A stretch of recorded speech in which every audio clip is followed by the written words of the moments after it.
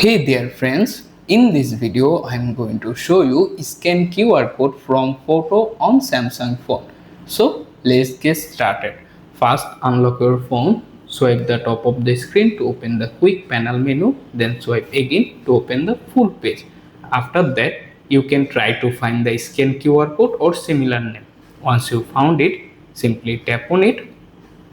Then you can see two options, flashlight icon, image icon. Simply tap on the image icon to open your gallery. Then go to picture or any album where the QR code image is saved. Once you found the exact QR code image, simply select it.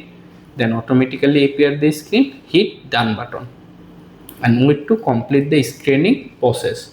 After the process is done, you can simply tap on the open in browser or copy the link or share them. For example, I am opening browser and automatically open the website in the QR code section. That's it, how you can easily fix them. Thanks for watching. Please like this video. Also subscribe to my channel to support them.